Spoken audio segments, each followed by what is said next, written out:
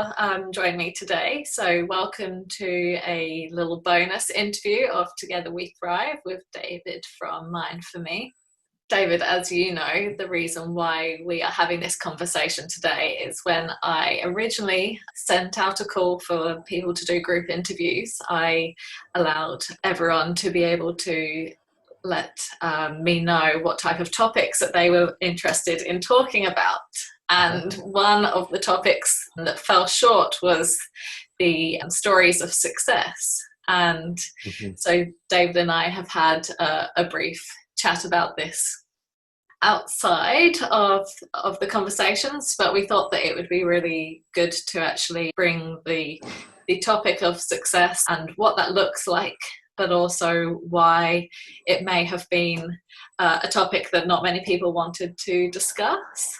And yeah, I guess give you some inspiration or some tips and ideas of what you can do to handle those success stories and be willing to open up and share. So David, we have heard a little bit about Mind for Me, but if you'd like to give us a short introduction and maybe also let us know what was the last success that you celebrated for Mind for Me. Celebration with Mind for Me. We'll get to that. Well, background and intro, because success is a funny topic and always gets me thinking about it, especially with my work around the management consulting side, because when I work with a client and you're involved in a business, any business, and whether it's you're coaching or mentoring, which I don't really do myself, you want to know what people's goals are. So success for one person isn't necessarily the same for another. Now, my first business I started, I was 18, 19, and it was a graphic design firm. And that, essentially, that was success, because what our goal was to create employment for my partner at the time, who couldn't was struggling finding decent paid work in graphic design. And I suppose I've had many businesses, and they've all had different sort of goals and purposes for me personally. So the business, of course, for the most part, is there to make a profit and provide a living and deliver value. But after the graphic design firm, it effectively evolved into an advertising agency, and that was all down in Canberra. So with that just continued. That was more work for both of us in the end. I ended up setting aside my accountancy mostly. I took on some clients. That was the purpose, really, was just a living for us. That was the initial thing. We were quite young and still learning a lot, so it was very much educational as well, and gaining experience.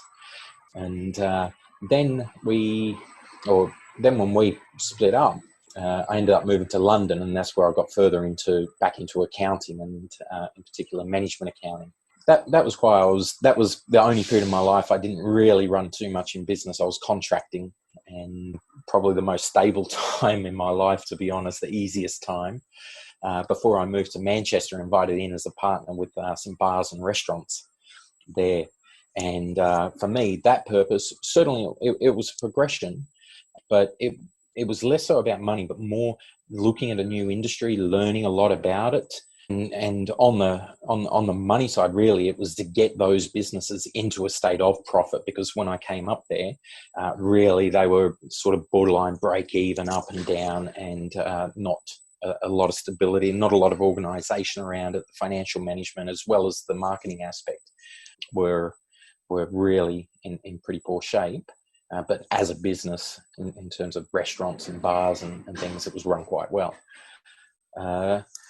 And yeah, so you'll see I've done a few things. From the bars, restaurants, I ended up with an accounting firm in Manchester, and from there developing tools and templates for myself. And that's I skipped actually my first online business, which was when I had the advertising agency. I ran an online car market selling used cars. So that was my first bit of real innovation. I think something I'd never seen done. I just knew people looked for cars in trading posts. They looked for them in the newspapers or what they'd see in at markets or car yards. But my second one was around the area of accounting, and that was because I was building tools for myself.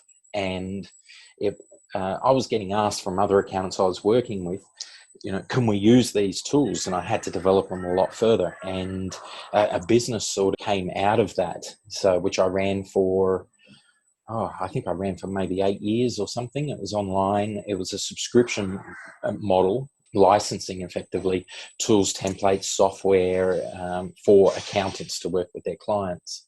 And with that one, I actually, when I look back at the number of people who had joined up in that, it was over 24,000 accountants globally, which took me by surprise. I had no idea.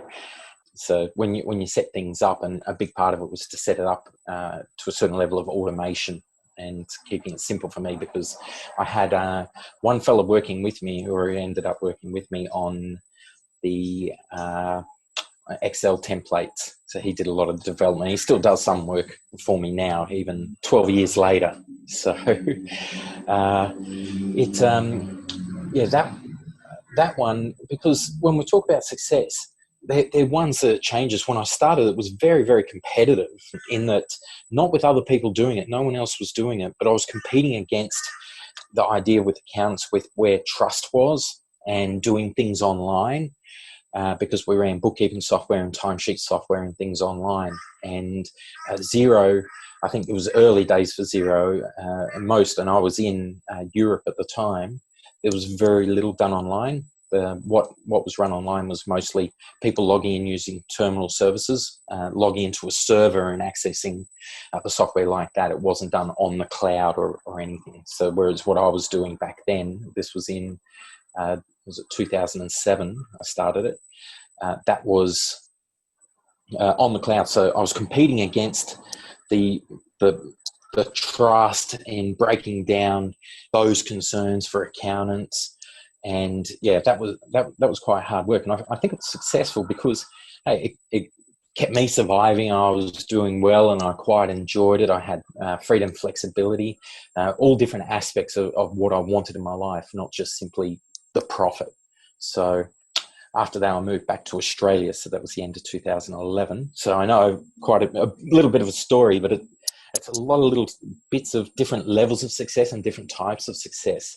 And coming back, that was actually, I think, the biggest challenge, when I had no network. I wasn't sure quite what I was going to do. I did run the accountant circle for a little while when I came back, but a lot more were popping up. So the competition had changed from being more or less the only one in the game really active in that space to so many software solutions coming up. And Xero, had taken a big part of the market, particularly here, and a lot of add-ons and all sorts of things.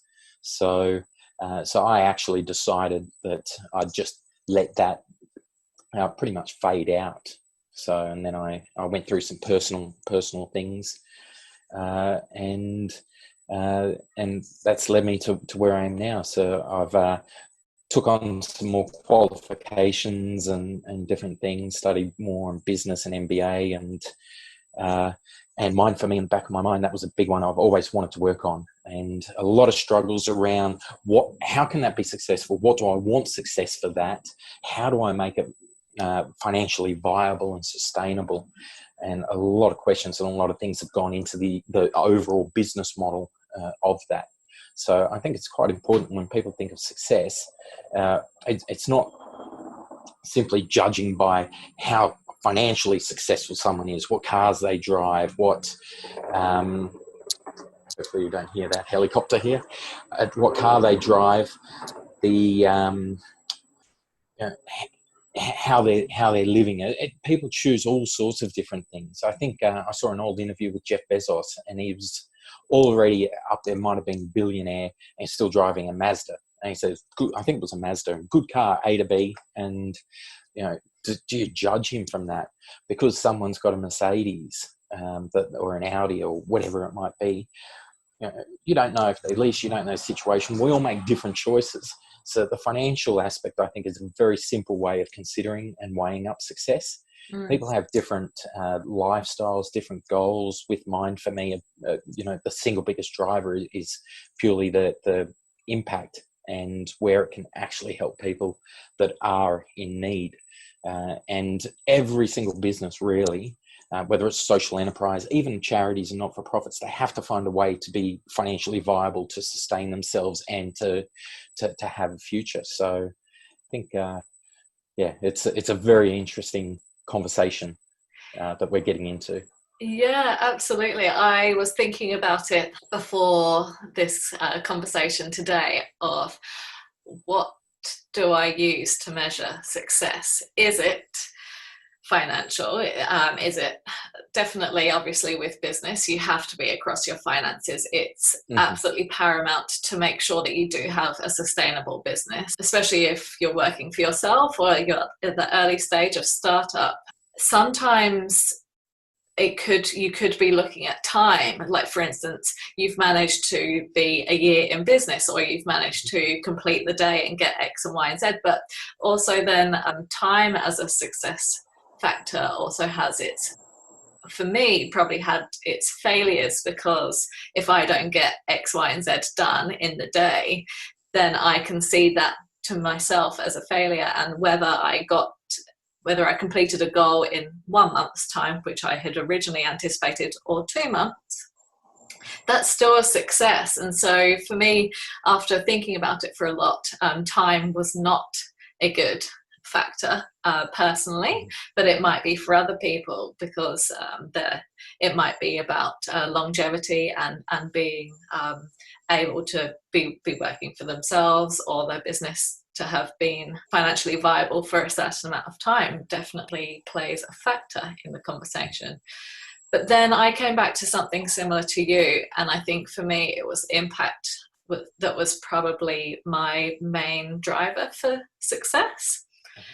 And I think where I landed on that was because, I guess, with these interviews that we've done today, and all the interviews that I have created, is I personally wanted to keep aligned with my personal values, my business values, and my vision, my vision statement. I wanted to keep aligned with that regardless of time or money during this period of crisis. And I think that's where I really went back to thinking about, okay, well, I can still help make an impact. I can still help connect social entrepreneurs. I can still help inspire social entrepreneurs, even in a time of crisis. And what does that look like for me? And I think that that's where I can look at the impact by how many conversations that I've created, how many people that we've managed to inspire, which obviously these days online is a very measurable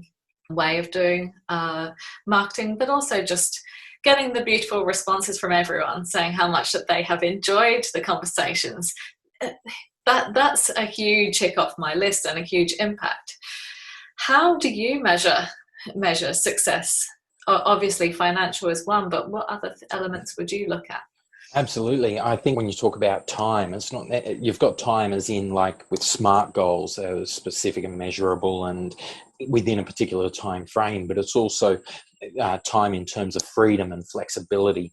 And for me, that's a big one. I've got a young son, and at home, our work is all different hours, and when I set up meetings or we do things like this, being able to work like this, it gives me scope to manage my entire life how I want to manage it. For some of it, that's a little hard to manage. It's sort of like that gut feel. Is it fitting in with the lifestyle that I want? I suppose if I sat down and sort of spreadsheet or put it on a bit of paper, you could measure how often am I clashing, or am I having problems of not able to do what I want to do. And I do work long hours, but I enjoy it all. So I think that enjoyment side, whether it's terms of impact you make for others, the type of work you do, whether it's the learning as well and other gains you get from it, I think that's all so important. I struggle to stay in any job where I don't feel it, I don't enjoy it, I don't. You have to feel, I believe it's similar like Maslow's hierarchy of needs, and feeling things like valued and a part of a team or anyone you work with. There's so many different things to consider. So it's a really good question around how to measure it. Financial is an important one, because we need, the reality is we need money to survive. So I think in terms of that, a good starting point is how much would you be earning in any other job? What do you need to live on? That's reasonable as a baseline. Say if it's 45 or 60,000 or whatever it is, something like that. Just something modest, realistic, as an employee, what would you get? And put that in your plan. So you need that as a minimum. That has to be in whatever you do. Everything else is a bonus. Now, if you get to add on time as a flexibility, enjoyment, passion, and then you've got new things like control of your learning and direction. And I think a big thing as well is the people that you work with. Having a bit of choice, and it's not just a choice in the people in terms of, say, hiring and firing, but also in how you deal with people, how you interact, how you communicate, how you lead or be led or collaborate. The measurements for me of success aren't necessarily that like the SMART goals and specific and at a point in time. It's the process and the journey as well. It's the day-to-day activities. There's things I do that I'm not good at and I'd rather not do purely because I'm not good at, but I enjoy just about everything I do.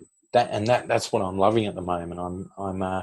I'm almost always in a good mood. Sometimes I'm told, "Oh, you're never stressed, you're not worried," but I do stress. I don't know if I should show it. I bite my nails, and yeah. But and mostly that's because I just wish there were more hours in the day. There's so much I want to do, and I've got limited resources, limited time, limited money.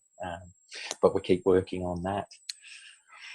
Yeah, absolutely. And so what do you reflect or look on your day-to-day successes? As you mentioned, the SMART goals are great to have goals to reach your needs as a business and as a person. But do you celebrate those day-to-day successes? I think I celebrate in very, very small ways. One of the problems I've got with Mind for Me is I've got such a big vision, and what I'm wanting before I can even consider it success is still such a really a long way away. But what I do acknowledge as like small steps of success, I suppose acceptance into things like earlier in the year we were accepted into Impact Boom's Elevate Plus, so Social Enterprise Accelerator. So that was a form of kind of validation and acknowledgement that that the vision that I had and the work that I was doing was recognised and appreciated by others, and others and funded by Brisbane City Council would get behind and say, yeah, we think that's worth putting into this. So that felt like quite a success. In terms of, say, on the financial statements, on the platform itself, it's a series of workshops and things, so it's a slow process. It wasn't a success in anything you could look at in that way. It was almost an emotional success. Other ones are ones like when we have organisations like Meals on Wheels Queensland that say that they'll send out information about Mind for Me across their entire network and just let people know that it's there. It's another way of getting support and assistance. Sort of alongside a service like Meals on Wheels. When things like that, when I have the opportunity to collaborate and work with others, they're the successes Mind for Me seeing right now. And we do have the ones that are a little bit more dry behind the scenes, which is on the technology, when we get new features or functionality added and little things tweaked and that. But they're offset. I wouldn't call them failures, but you don't get a success. You don't feel a success if you don't have, a low. There's no peak without any sort of trough. And yeah, well, there's challenges there. But I don't think there's anything for me. There's nothing wrong with that. The challenges and the problems are the things to overcome, and they give you a focus, things to work on and to improve on. So they're actually opportunities. Absolutely. Without failure, you would have no idea what success is. And for me, I personally only believe that failure is a failure if you don't learn from it. Yes, if you want to just see it as a fail and move it to the side, that's fine. But if a failure happens over and over again, then there's probably a learning lesson behind it, especially when it comes to business. And I believe that, some of the greatest successes can actually come from a failure that you have overcome, which it might be, like you said, a technical part on the website that was a real struggle to create or something like that, but you've managed to actually learn from that and then eventually make a feature on the website that you didn't originally have before. I agree. I think entrepreneurs and social entrepreneurs are big picture people, and it is sometimes easy to get caught up in the big picture and not recognize how far that you've come. I guess the other thing is also about the fact that there is never going to be a finite success. As you mentioned earlier, there's a lot of innovation that needs to happen to continue to grow and to develop and to learn and to fail and to succeed. And while that there might be a success at one stage, once you've reached that point, that it doesn't all end there. And it's learning that there is a whole process behind everything that you need to do in that space. What does success look like to you at this stage of your journey? For me or me personally? Both. Both.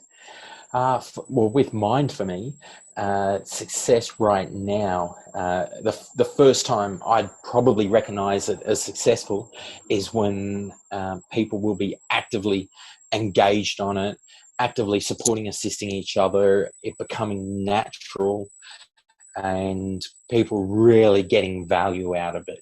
It gives us an opportunity, like I said before, not so much with failures, but to learn from people's activity on it, what more we can do. And that's why we've got the subscription model, to continue developing and enhancing it. So it's getting to the stage where we're getting feedback from the activity to continue enhancing, building, growing it, for people to get more benefit.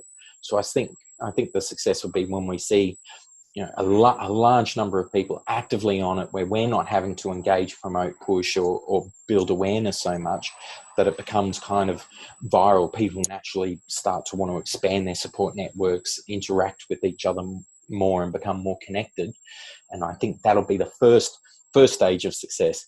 The ultimate stage of success, Mind for me, would probably cease to exist, because it'll no longer be needed, because people simply will look out for one another more, and a bit more natural to opening up, asking for a hand, and possibly then it might exist purely as a management tool, which it does as an easy way to ask who you want for that help. But we'll have to see, because I'm talking, much further vision. For myself personally, right now, success is, I think, really just enjoying my family, young family, and eventually moving. I'm in an apartment. I know it doesn't look like it, but in an apartment, and moving when my son's a little older, so that he can actually run around outside, and moving into a home and things like that. We don't need to at the moment, and really enjoying the work. I think success for me, I said it to my partner, when I started Mind for me, really, that I can continue focusing all my time on just earning money, helping businesses either be or be more profitable. Mm-hmm. But that's one thing, and I enjoy it, and it's a big part of my background and my work. But the thing that drives me and would make me happiest would just to be able to do something that really helps, essentially, society. It really kind of bothers me when people go without, and just knowing that I've got friends, family, and that if they don't have the money to pay for someone to help, they either go without. And there's people in far harder positions that struggle, single parent families, and that I know, they're not taking on work, or they're struggling with work. They're not doing as many shifts. Elderly people, like one of my mates' mums, she's 91 years old, and some workmen had been to her place, and they were up in the ceiling, and she pulls a ladder out, because they left the cover a bit open.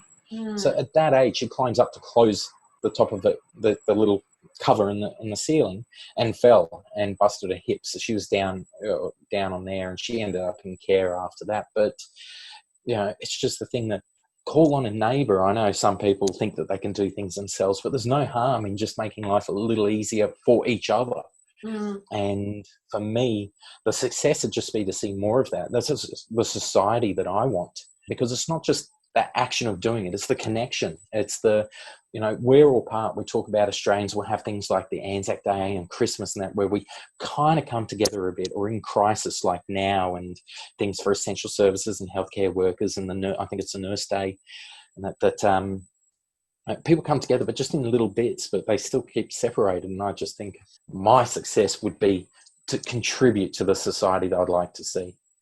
Absolutely. It's an interesting thing that you've touched upon there, because I know myself, actually, at the moment, I am helping a neighbour while they have needed to go out of town. It's in the ask because I actually reflected on it myself, and I don't know whether I personally would ask for help or find it as easy as I would able to offer help as for asking for help when I need it. And so actually something like Mine for Me is actually a platform that allows me, as you've mentioned before, because you've got this token idea of that if I help other people, I can also ask and receive help from others.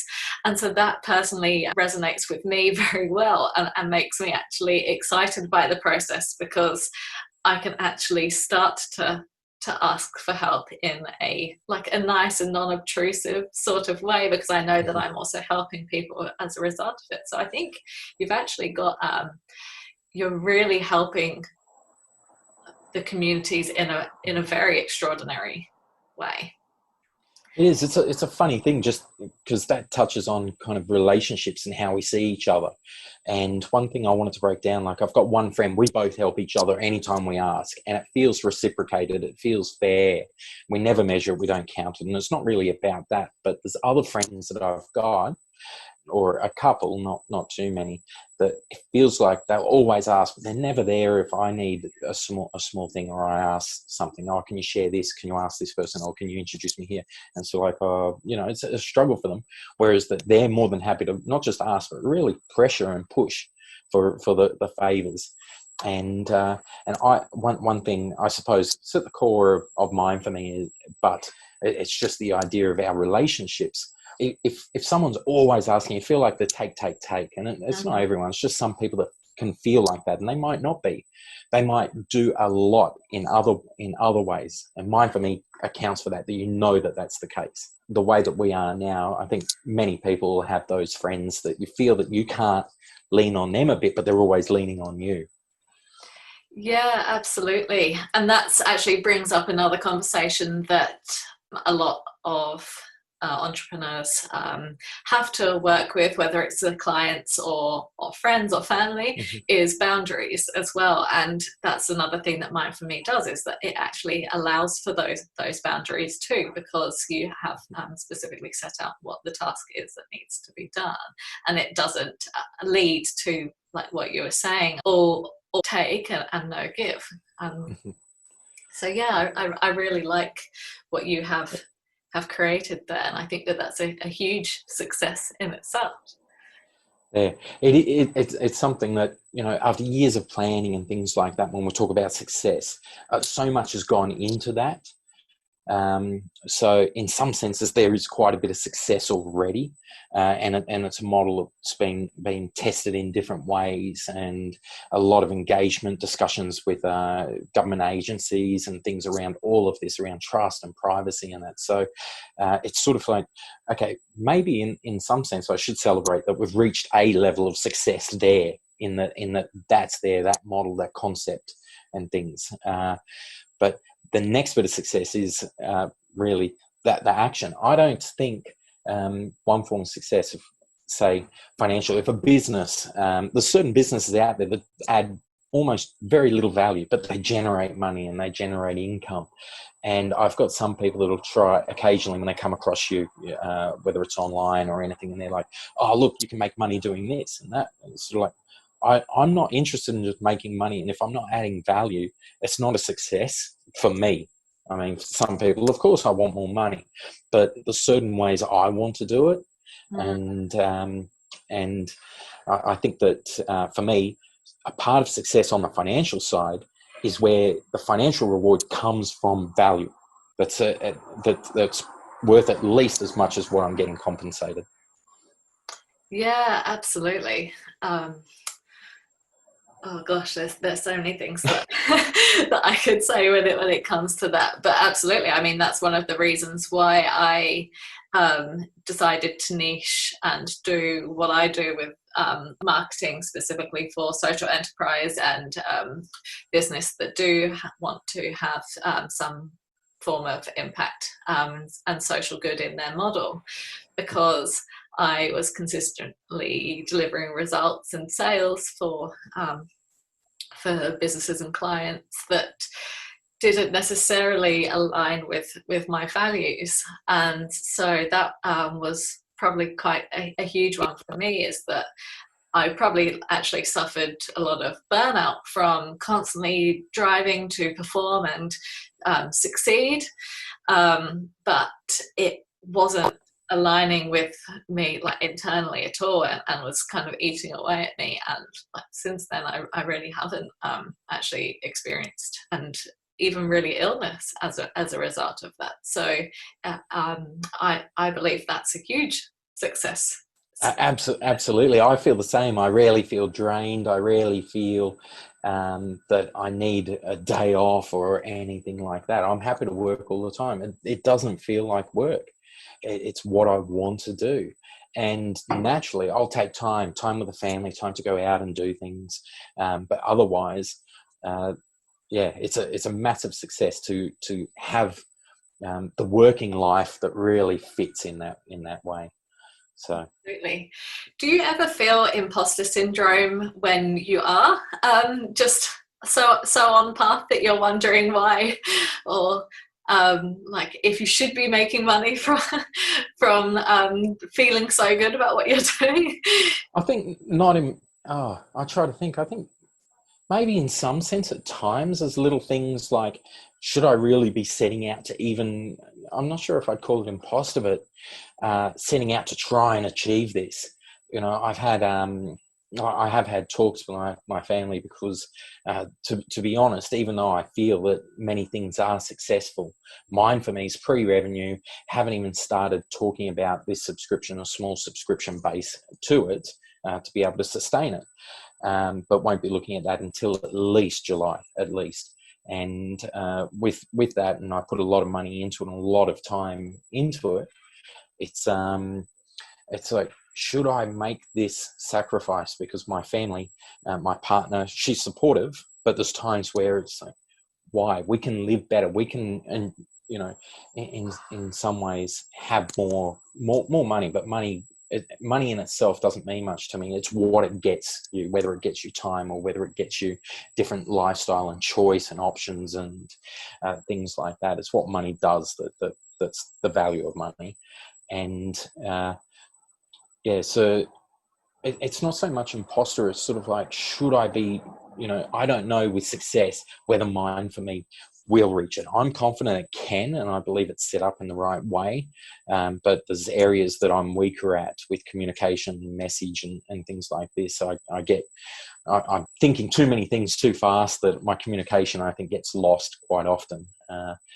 But it's sort of like, should I turn around? Should I just focus, like so many do, on investment and bringing in a lot of money quickly so I can get other people to do all these things that I'm not as good at? Or, which I do think is the way people should mostly do things. You plug the holes with your weaknesses and you get people and skills that complement each other. You don't get people that are the same thinking and same skills as yourself. Absolutely. But it's how much can I put into this? Where can I draw the line? Thankfully, my work with consulting is it's quite decent work now, and it allows me to do it. But it's still a sacrifice that I keep choosing to make, and it comes at the expense of life with my family. Mm. And, yeah, so that, I think that's the single biggest issue. Rather than imposter, it's sort of like, can I make this a success, or to at least to that level, like I said before, where people are really running with it and getting the value, or do I need to focus on something else, whether it's the investment side or structuring it slightly differently to bring in more money and more resources earlier. Yeah. Yeah, so Yeah, not too much on the imposter, I think, for me now. Yeah, you've brought up a few good points in terms of investment, because obviously that is a lot of people's ultimate goal, is to get some investment, someone that one believes in their product or service enough to invest in and want to really help take it to that next level. But then there is that stage of what are you personally losing, like making sure that those investors align with your values and want the same outcomes or future, because obviously getting other people involved can change, and there are some negotiables you should have and then some non-negotiables, and making sure that you know exactly what that you're clear on what success would look like to both of you, and to, if you're bringing other people on as part of your team, what success would look like for your team. Do you all align with the same values? Do you all have the same end goal? You're not entirely sure what it looks like, but if you have that same end goal of what you want to achieve from an impact point of view, then you know that's probably an investment to consider moving forward with.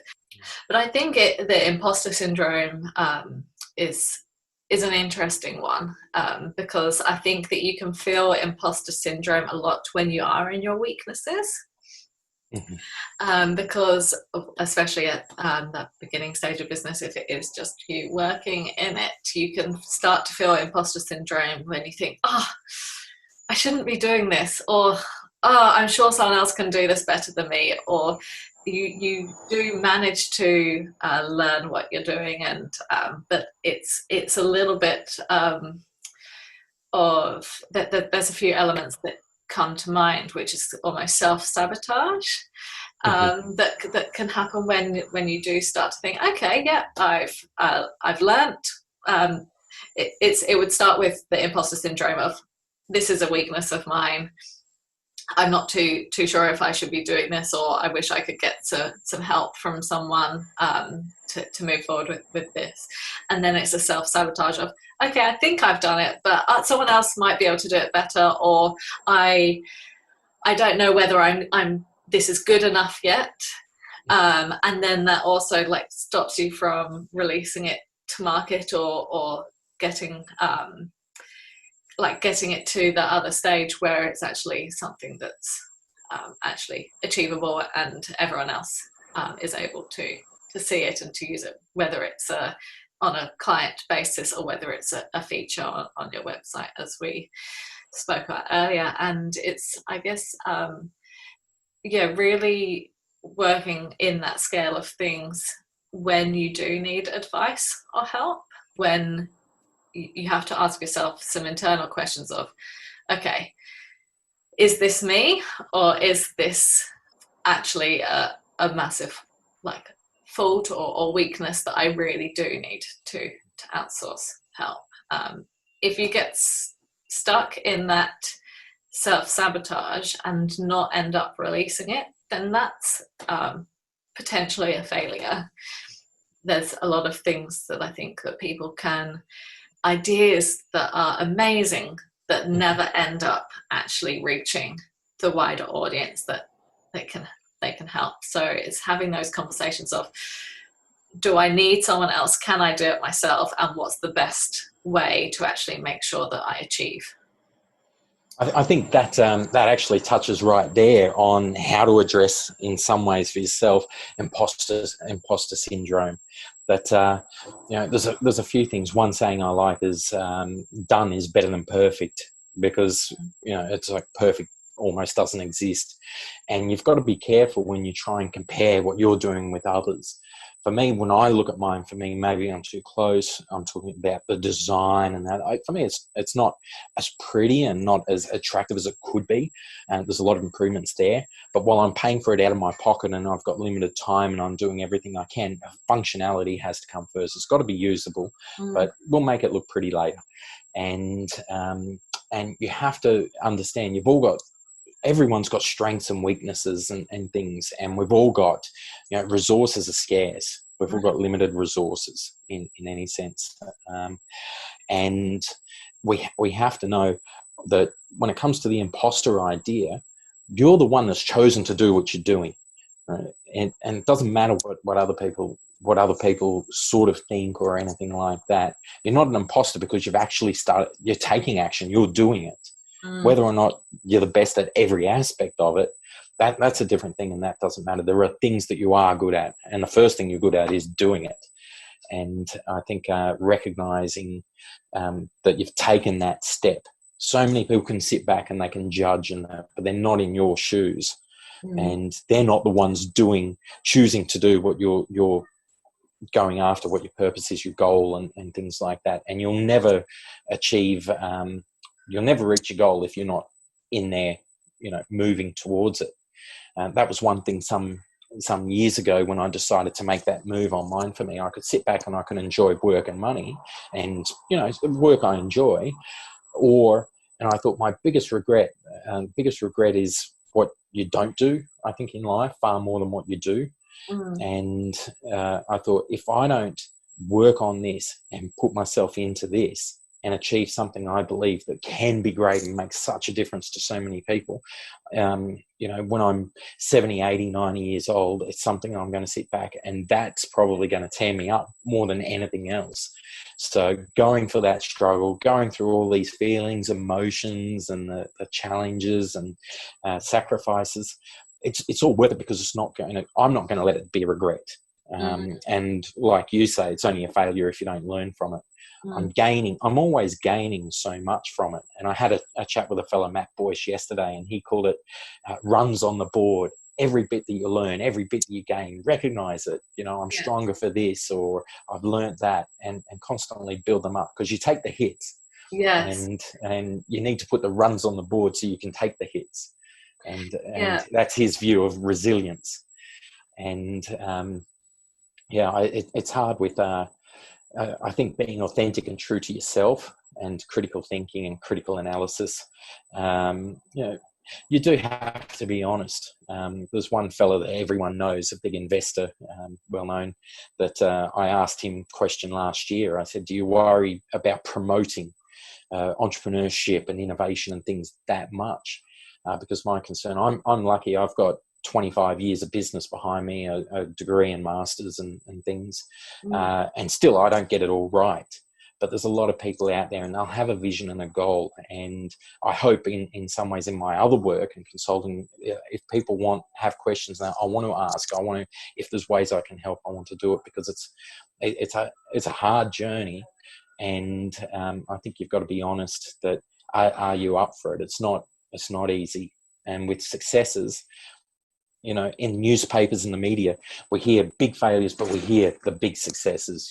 These are billion-dollar companies, and they seem to come from nowhere. And all we see is it looks like their curve and their journey is just upwards.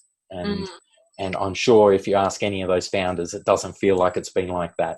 Absolutely. That's actually another thing that I wanted to touch upon, is that overnight success that we hear about, or you suddenly this new website or new brand or new product has launched, and you think, oh, great, this wasn't here yesterday and it's here today. But there's not such a thing as an overnight success. There's a lot of work that's gone in the background, whether that's specifically in that business or all the years of learning and failures and successes, as we mentioned at the beginning of this conversation, to get to where you are at now. You've had a whole lifetime before you of things that you have learned, and obviously massive wins with businesses that you have helped start from the ground up and have made them into a success. But it's with every one of those learnings which has made you like here today. And so even if you turned on Mind for Me and it was an overnight success in terms of the media and things like that, personally that it's not been an overnight success to actually get it to that stage. Absolutely on that one, even though I've only started, making a little bit of noise about it lately. I had, before we even started coding or building the platform, I had 10 years of planning out the concept and researching and thinking, what can that business model be? How do I make it financially viable? So actively working on it for not quite 3 years since I decided, yes, we're going to develop this. But I think it was 6-7 years ago that I was battling, how do I make it financially viable? What plan do I put in place? So nothing in what I'm doing has been quick or fast. And I think probably in very small ways, in some simple things, like there might be some of those, and not a great deal, a fraction of a percent of those overnight successes where someone, the right person at the right time, suddenly thinks, how do I make this pen better? Or how do I make a better toaster? Or, just the small little thing that clicks. And I don't think you can put, it's not forced, it's not planned. It's just a little spark that happens, and they're lucky. And most of the stories that we hear aren't those. So. Yeah, absolutely. And I think it's sometimes hard to connect the dots when you have heard from people that are maybe very rich or very successful and hearing their story. And it's sometimes easy to think, oh, well, it's all right for them. Like, they've had like these milestones along the way that have got them to where they are. And it's sometimes really hard when you're at that really early stage in business to think, what are the chain of events that are going to make my business a success or my business a failure? And I was to say, absolutely. I battle with that now. We're constantly making decisions, and I'm thinking, and you touched on investment earlier, where I think about getting the right investors, if I wanted investors, and their values, and making sure that it doesn't change the direction and the values of the business and the purpose of the business. I don't want the business to, mine for me, a social enterprise, I don't want it to be about making money and giving a return on investment. And even though it's got to stand on its legs, anything beyond, paying for it to operate is a bonus. And one thing that I struggle with at times is, I put my energy into making it happen, or could I put my energy into focusing on investments and finding them and saying, these are the must-haves, these are the non-negotiables. And I think everyone always is facing, is this right or wrong? Even people that are worth those hundreds of millions of dollars, they still, it's just on a different scale, but they'll still face the same decisions and make good and bad choices. And we're all in the same boat, really, just a different part of the journey. Absolutely. And it's what personally I believe it does come down to gut feeling a lot of the time, and that's a really unmeasurable uneasy thing for a lot of people to follow. Some of the best things that you can do for your business is to say no. But nobody can really tell you what those things are that you need to say no to. And definitely having some kind of advisor, consultant, or mentor, or someone with that business experience or the experience in that field can definitely help you along the way, to guide you along the way. But at the end of the day, you're the one that has to do the work, and you're the one that has to make the decisions as a business owner. And so for us to say something, or for me to say something as blasé as work on your gut feeling, it's not an easy answer to be given, but it's not a one-size-fits-all solution either. Absolutely. It's gut feel's a funny sort of thing. I think that when you talk about, say, financial reporting and a lot of my stronger areas, a lot of that's information. When you're working on your gut feel, it's not just your gut feel on its own. It's your gut feel with consideration of so many things, of the financial information, of people and relationships, and the feeling partly gut feel, but partly the communication side of sharing values and what people's goals are and their own personal goals within business, because they're all related. So with your team, it's not just about the goals of the business, it's about their personal goals and making sure that they're all aligned in some way. If their goals is more flexible family time, then that should fit in with the business. Otherwise, if it's not in your one saying you're going to work these hours here and there, and their goals are different, you're going to have a problem somewhere. So when you go to your gut feel, you've got to take this into account. And when I had the restaurants in Manchester, I remember we sat down. This is one experience I had with gut feel. But the chef, we're sitting down, we're looking at the menu. So each season we'd go through the menu and change. And I came from the data side, and I'd analysed all the point of sales and what was selling when and how many and things. And he sat there and go, "Oh, that's a popular dish." And I was like, "That's actually not. That's our second least popular." Because I've got the data on what's being sold, and we had very little human error or anything like that in how it was entered in the tills. And he didn't realise, so his gut feel until then, it wasn't working with the data. So I think you've got to take in all those different factors, and then you make the decision. One film, it was a film, but based on a true story about LBJ, so Lyndon Johnson, American president, and a scene in this movie, Path to War, so 2002.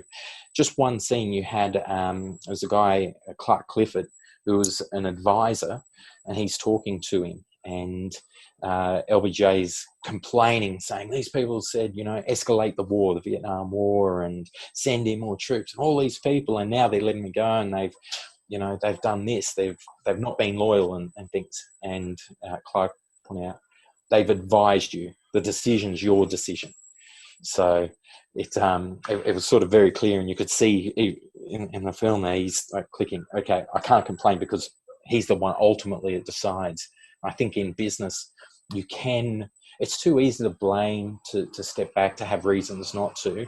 But ultimately, it comes down to your decision. Just do what you can to get the advice, get help, get as much information in about anything you're doing for making the decisions.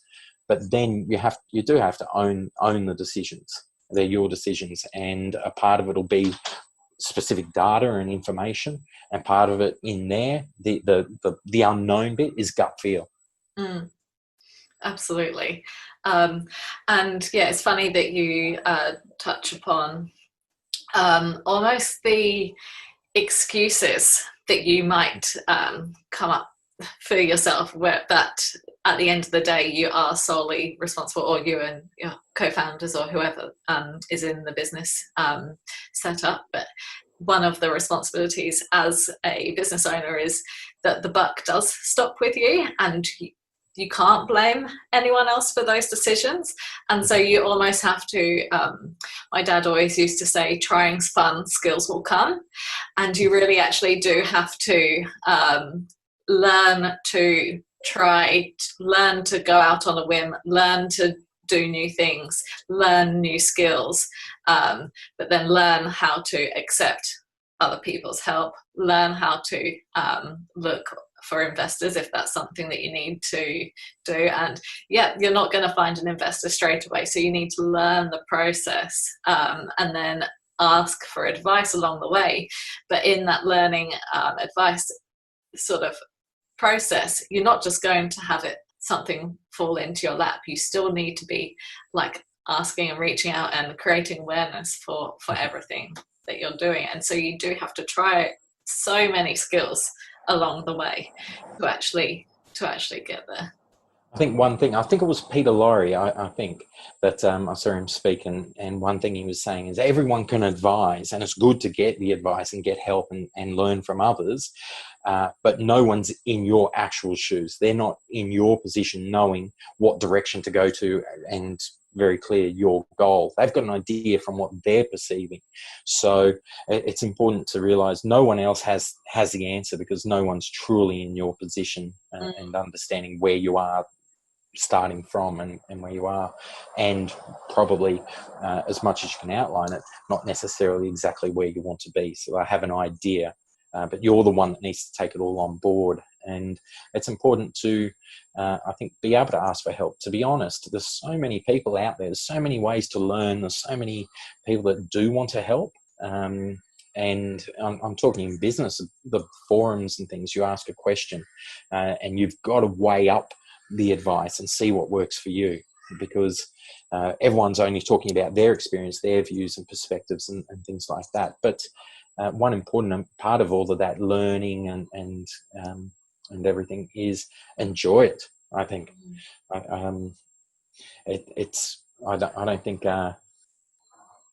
some of it, people I know from the financial side, so many people don't want to get into the bookkeeping and the reports and things. I struggle to understand that, because I think it's a lifeblood, and it's sort of what allows a business to move forward in whatever people really want to do.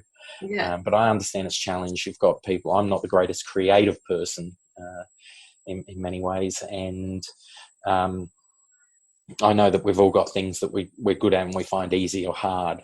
But it's something I can only think, just you do your best and fill the holes and learn, find different ways to learn that learn for you, because not the way everything is taught suits the way that you'll learn as well. Absolutely. And even in that learning process, it might be about learning the basics behind what needs to be done, so then you can then outsource. I find that there are a lot of people that don't even know really what to ask for to actually be able to get that help. And so I think just trialing and error as much as possible to then realize what you need to specifically ask for, because there you can ask for advice or help, but as you said, it might not necessarily be the answer that you're looking for within your business at all. So that trial really does actually help. I think a funny thing there, that you can actually ask people for help on asking for help. But if there's something you don't understand, you don't necessarily need to be able to directly ask for the help of it, but you can ask people, look, I'm not understanding how to manage the financial side of my business and what reports mean and that, but I don't know what any of it's called. What do I get direction? How do I ask someone for help in this area? And I think that's a big thing, that people will help guide you and tell you, well, this is the sort of thing you need to know, so you can ask about learning about about a profit and loss or a balance sheet or capital investment and things. So you can find out what you need to learn before you even know what you need to learn. Absolutely. And that's where conversations, even just conversations with friends or conversations with other business owners, sometimes give you the most valuable piece of information, even if you didn't realize that was why you were going into that conversation. Because just being able to have open and honest conversations about what you're dealing with, what your struggles, what your successes are, and be able to actually contribute to each other's issues or struggles that they're having, and actually I personally had that issue. I can give you X and Y advice, or I can put you in touch with this person. Having those conversations and not being afraid to, as a sole business owner, not internalizing it all and thinking that you have to find every single solution. I think that's really huge, actually.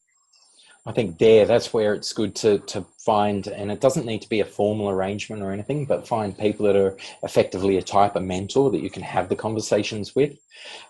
Because if people don't know, and if you're not asking and you don't know who to turn to, then you're going to struggle a lot more. But if you have, a few people, because they enjoy the conversation with you, because they want to impart knowledge and things, build some of those relationships that are effectively like a mentor type relationship. So you have people to just to call on and just ask, and it's the smallest conversations that can provide big solutions and direction. So it's funny how much you can struggle for so long because you don't ask for help, and it might be something that's more or less solved, or you've got direction in 30 seconds.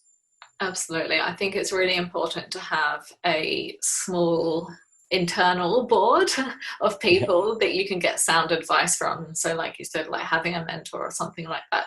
But I also think on that board, whether they know that they're on it or not, probably needs to be a couple of people that are actually your target audience as well.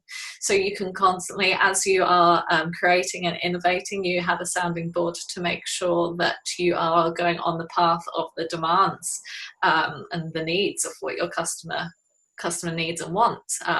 Because I think sometimes in those conversations can actually provide very clear outlooks, or actually help you with that decision making that you might not necessarily know whether you're making the right decision for your business. And if you've got a sounding board of people that would buy your service or be your best, potentially your best customers, if you've got a couple of people on board that might actually be and help you as part of that process, I think that can be really valuable too. Absolutely. On that, with the Elevate Plus, the accelerator program Mine for Me's in, that's effectively, we're a sounding board for each other. There's 16 different social enterprises in it, and twice I've had things come back. One was I was talking about a vision, and another one was a vision. There was one with a vision, and the other was a small pitch which had a little story in it. And both times, I got feedback of certain things that I'd said were actually putting the audience, part of the market, offside. And I didn't realise it did come from a good place and a real place and things. But I've got my background, and I've got the things that have been ingrained into me, and things that have led me to where I am. And that's different to what the market is and what other people have. So I don't know how they see certain things that I say and what I do. And I never would have realised with these that they were things that were a problem. I would have kept saying it if someone didn't come back to me. And I'm glad, like with that pitch, when I go and deliver it, I think in July we're going to be delivering it to maybe 500 plus people, our pitches.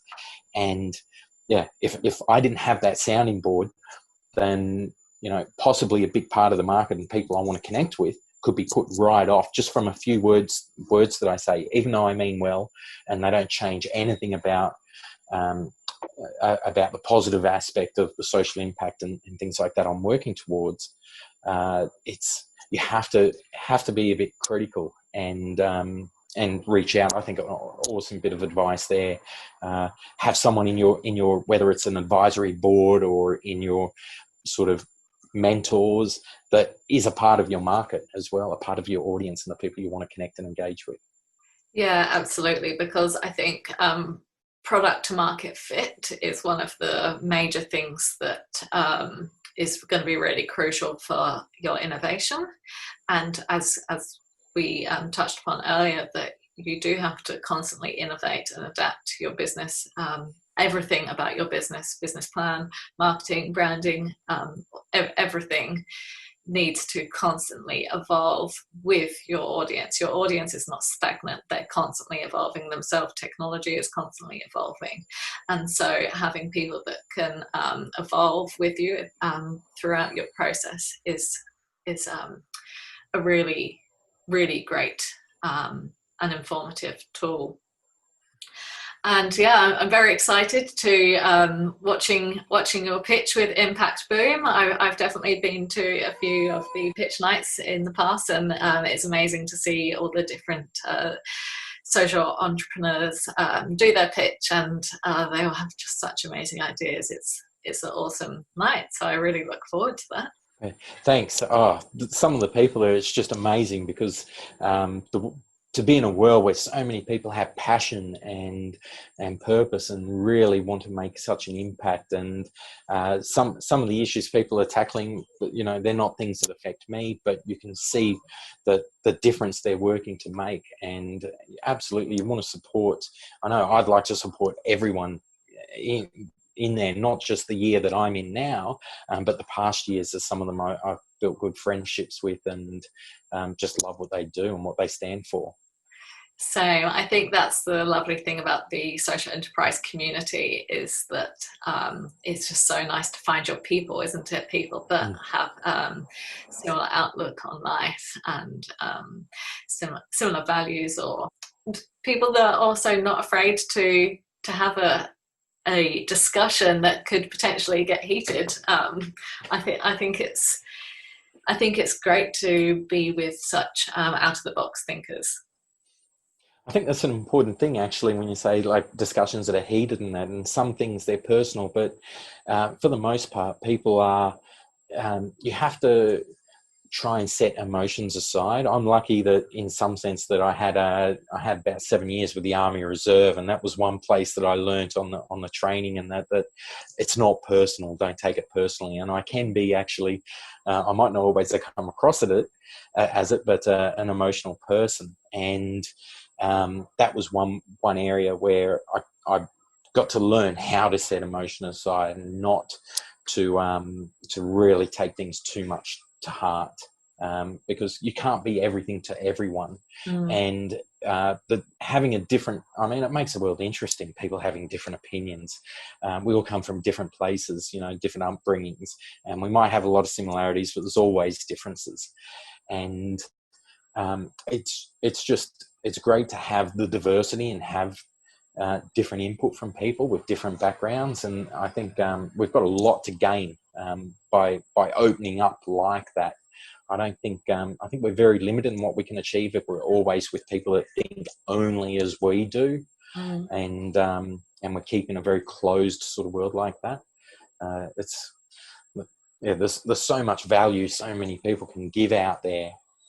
Absolutely. It's funny that you touched upon one of the major words that people in one of the other group interviews that we did of what aspects do we see in a successful entrepreneur, and one of the major things that kept coming up is the word resilience. And I think obviously resilience is a major part of this success and failure conversation. But yeah, having some resilience to actually understand that you personally aren't necessarily the reason behind the like negative, or not necessarily negative, but different thoughts of what other people might have towards your business, and actually segregating your personal beliefs and your person from your business to make sure that you can create that resilience. I know myself, I'm a highly sensitive person too, but I know that if someone doesn't want to buy my product or service, it's not necessarily something about me, it's that it wasn't necessarily the right fit for them. And having that resilience that people will say no, and you will say no to other people too. If you can learn from it, if there's things you can improve, do. But not everyone is your market, and what you're wanting to do is to find where your market is, where that right fit is. So yeah, the resilience and not taking it to heart, and also I think equally being able to know where to draw the line, to know, and don't consider it failure. I don't think things are necessarily black and white, but making an actual decision, deciding to stop something and not to keep moving forward. When I stopped the accountant circle, I knew the amount of work to put into it just to maintain the position it had, because of the sheer level of competition and a lot more things going online and a lot more solutions being put out there. I didn't want to invest all the time and effort and money into just keeping up with the position. I made a decision to let that business end. And I've never considered that a failure. I think it's a success to know where to stop something and move on. Absolutely. And you have, like I said, all those gains from it and learnings, and I've got so much value today and in everything I keep doing that's come from what I've done before. Absolutely. And I'm sure from your background you'd also be quite an advocate for what your exit plan is going to be. And whether that exit plan for some people is retirement, or whether that exit plan is to sell a business, or whether that exit plan is just to then take you on to your next business, knowing what that is, and what the exit plan is quite crucial. I think Exit plan's an interesting thing. I don't, for example, with Mine for Me, I don't think of it, and people have already proposed types of exits that could be ahead, and I say I can't imagine it at the moment. However, even though I've rarely actually had a specific exit plan in mind for most of what I've done, you build and you work in a way that allows you to have options and choices and to implement an exit when that time comes. Mm. So by putting in systems in place, and you'll hear people use the terms like working on your business, in your business and things, and to be able to sort of establish a business that other people can come in, and whether or not you've got procedures, manuals or things documented, or you do automation, or all these different things that allows you to step away from the business to be an exit, or to have a succession if you've got say family members or other people you want to pass it on, or you want to sell it. You almost have to ultimately get your business in a position where you have those options for when the time comes, because all it takes, there's insurances and things like that, but they don't deal with absolutely everything to get value out of all the work you put in. But if you're hit by a bus, that sort of scenario where you can no longer work in your business, do you lose it all, or have you built it in a way that someone else can step in, whether you contract someone, employ someone, or you sell it, that it's in a position that it can be kind of packaged and considered a going concern? Absolutely, and especially for impactful businesses, it would be such a shame to see there not be a contingency or an exit plan for that impact.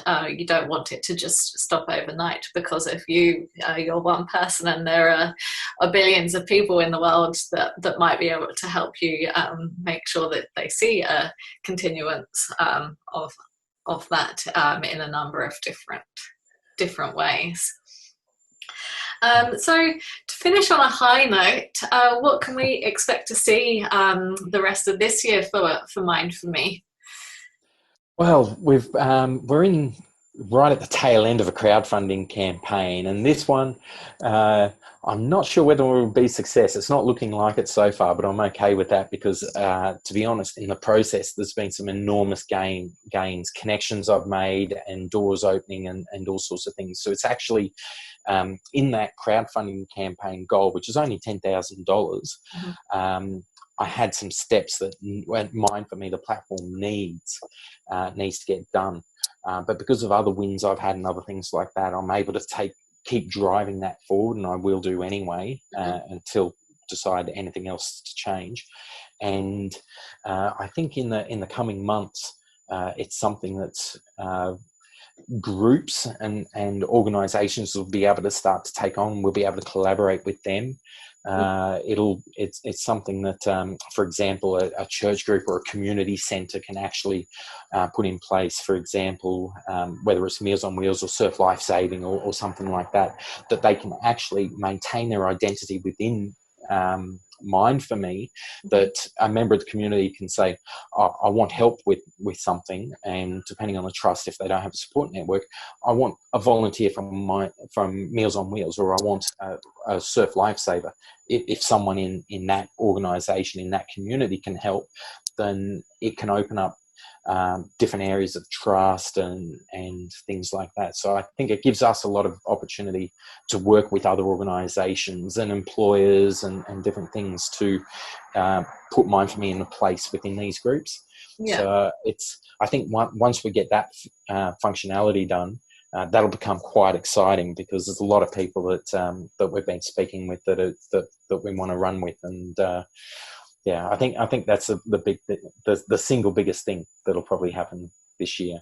That is very exciting, and I certainly wish you and Mind for Me all the best. And yeah, can't wait to see what unfolds for the successes, and maybe having a follow-up conversation towards the end of the year to find out what happened on your journey, and what your next big challenge is ahead of you. Yeah, and so if people want to find out more about David or Mind for Me, or have a look at his other conversations that he's been part of in the Together We Thrive community, then head on over to houseofedenstudio.com.au and there'll be the links to everything that we've discussed here today, along with all the other interviews.